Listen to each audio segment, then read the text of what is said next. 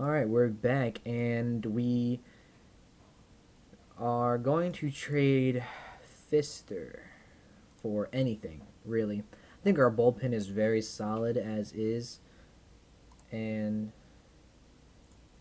we don't need J.A. Happ. Though I've always been a fan of J.A. Happ. I think he's a pretty good pitcher, but Markakis is extremely overpaid, in my opinion. But he did have a really good year in Atlanta, actually, so maybe he's not. Let's see. Sandoval might not be a bad option at third base. However, he's very... Jose Reyes is not having a bad year. Could put him at third base, actually. But I want more power. I think our team is actually set right now. I'm pretty happy with the team. I don't want to mix anything up unless it's for like a catcher that's like great. Glenn Perkins is a really good closer, though. Robinson Chirinos. Not sure why he's such a highly rated catcher. He's nothing extraordinary. He is an upgrade, though. He is an upgrade. That is for sure.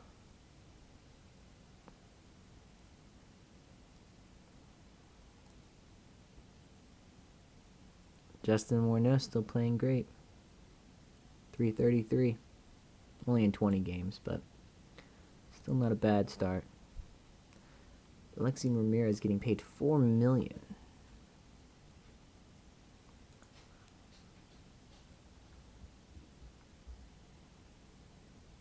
John Axford. It's a whole lot of strikeouts right there. Asdrubal Cabrera. Really?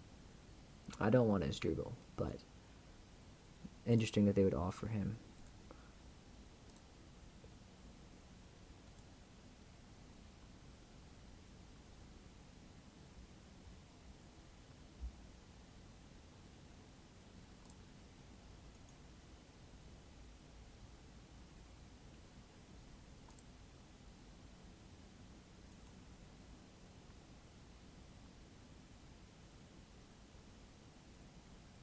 I think it's funny they're offering David Ortiz. Like, what would actually happen in real life if they traded David Ortiz at 40 years old? That would be the fans would go insane.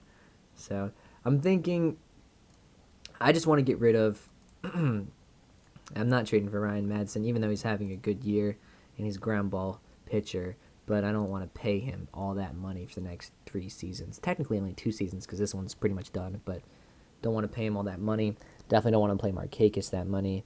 And I'm really just looking to dump Fister. But I think that instead I'm just going to go ahead and release him as opposed to trying to take on anybody else because I like the rotation as is, even though Kugel's kind of struggling.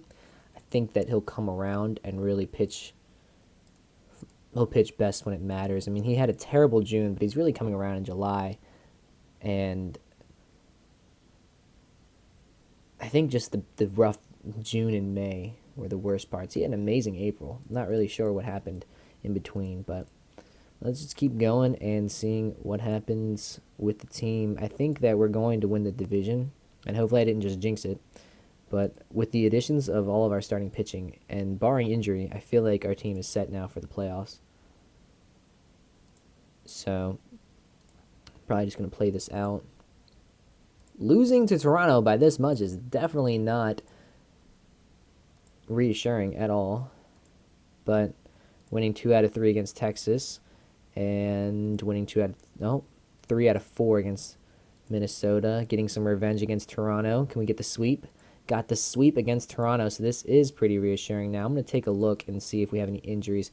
We do have some, but they're only about a week, so I'm not going to bother putting anybody on the disabled list or changing anything. I'll just let the backups play and then just play this out. So this is a really good month for us, even though we just lost 2.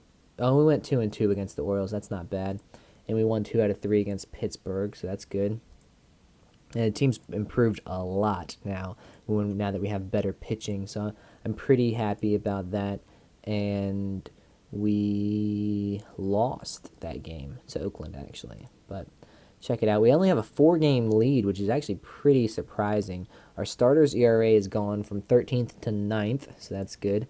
Let's check out Cashner. Cashner not doing bad, giving up more home runs, obviously, because it's a more of a pitcher unfriendly park, but not doing bad. 3.59 ERA is much better than what we were getting before. 3.44 ERA here, and Kukul actually is stabilizing. So he did pretty great in August and actually finished July with a pretty good average. So Moss is 219 and 359 on base percentage with 8 home runs. 8 home runs in 50 games is not bad.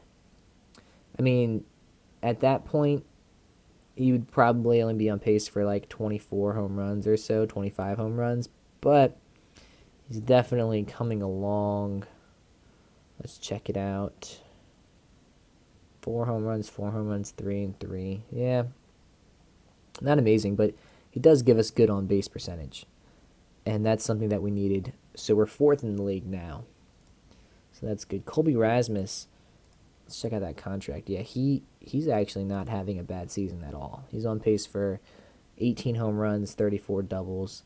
Not bad at all. Springer's on pace for 33 home runs. So we're going to have 2 30 home run hitters.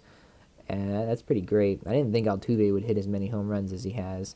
He did hit 15 home runs last year. I just didn't expect it. Correa's having a pretty good season home run-wise. And we're tied for 2nd in the AL. We're probably tied for 2nd, but I bet you the Orioles have the most.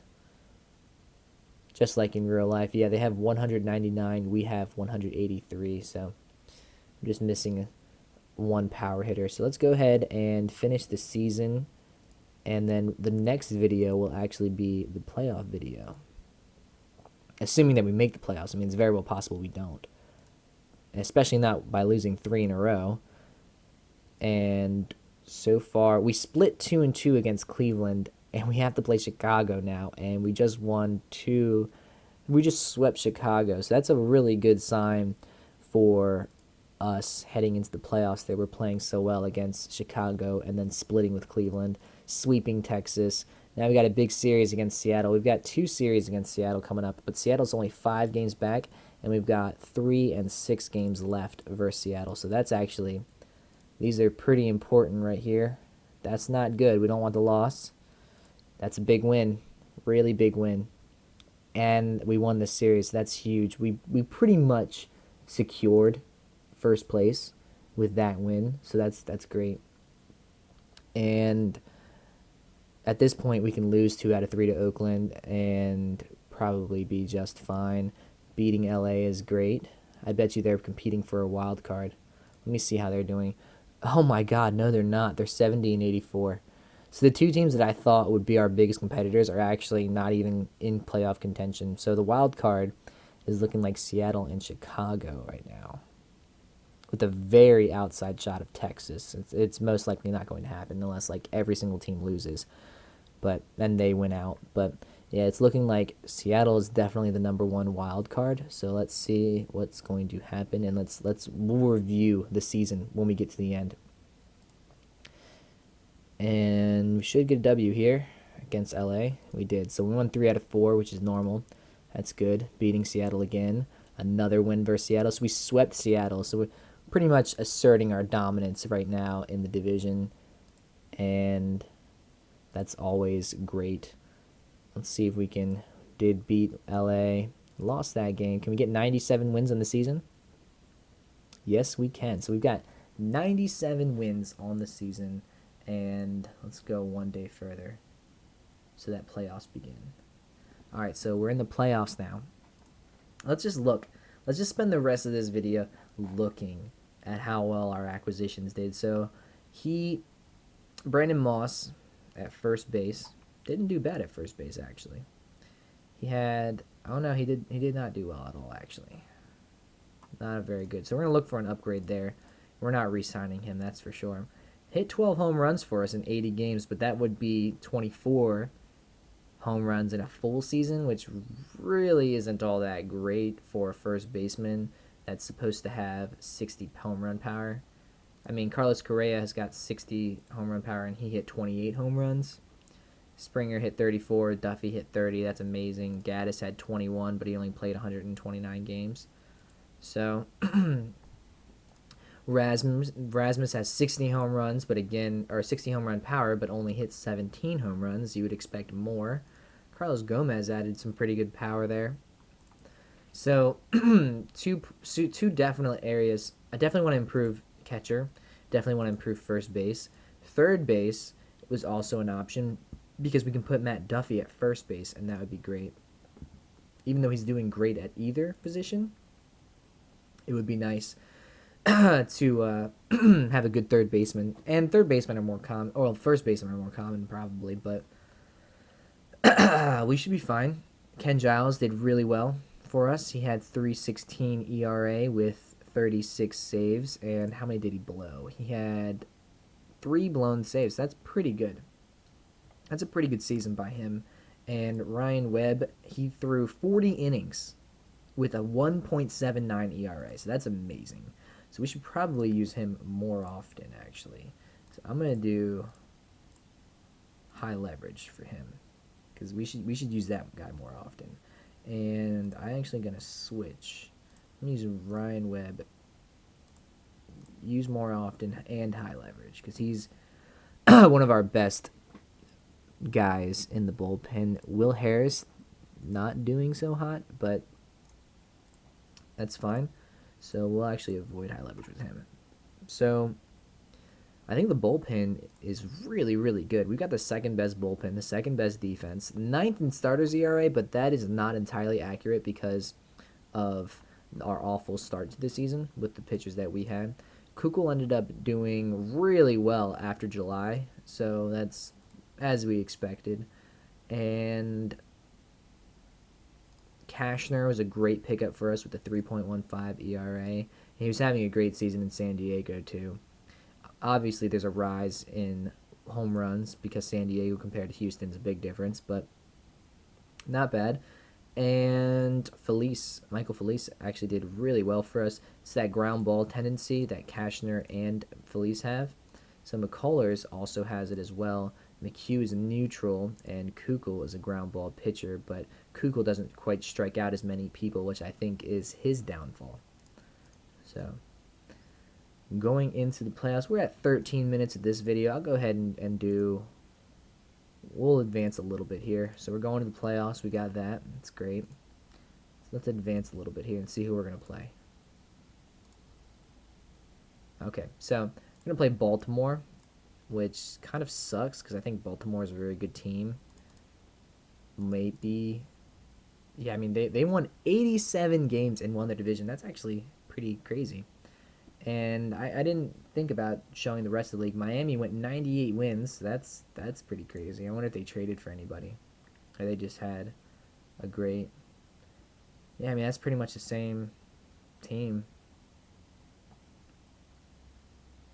Yeah, Jose Fernandez. What a great pitcher. Jared Cozart, another great pitcher. Kendry Flores. And Tom Kohler. All right. And Stanton was out. Hip strain on August 13th. That's pretty accurate to real life. Not so much the hip strain, but him being injured at the end of the season in August. That's funny.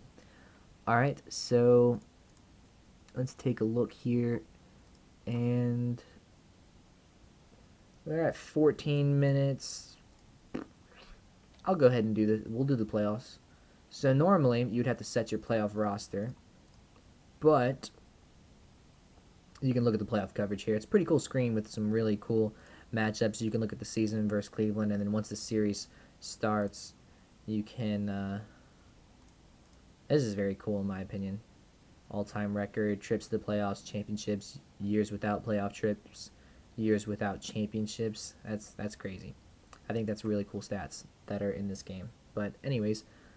You would have to normally do the playoff roster. So you see here, Houston playoff roster. But we don't have any injuries, and everything's going to stay the same, so we don't need to worry about that.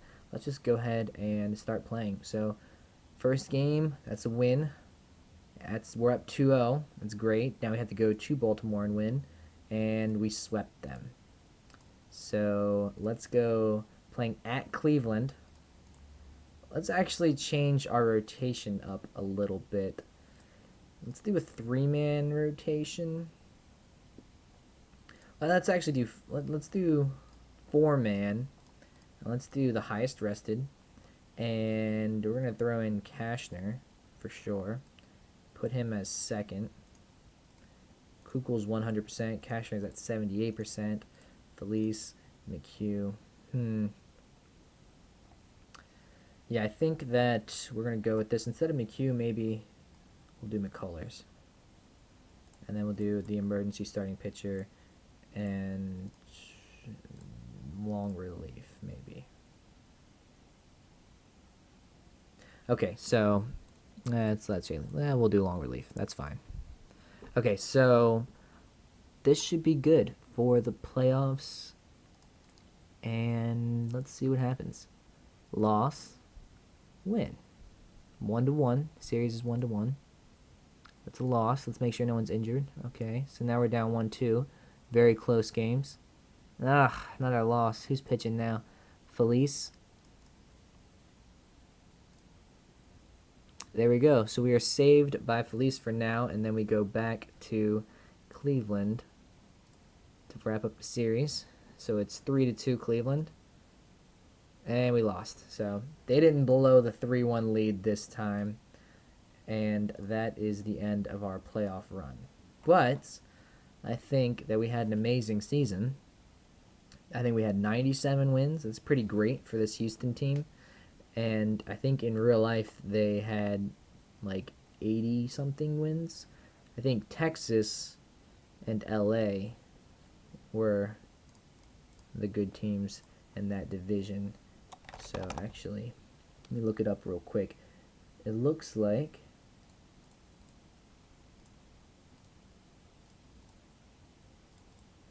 Texas won the division with 95 wins. Seattle was in second with 86, and then Houston was 84. So LA actually sucked. I don't know what I was talking about in real life. So this is actually pretty normal that Seattle would be in second place because they only finished 2 wins different than their actual win total. In real life, Houston won 84 games, whereas we won 97. So I think we did pretty well, and I think that we have a good base to build from. And we did end up sweeping Baltimore in the first round, which is great. So we will take care of the offseason in the next video. Thanks for watching.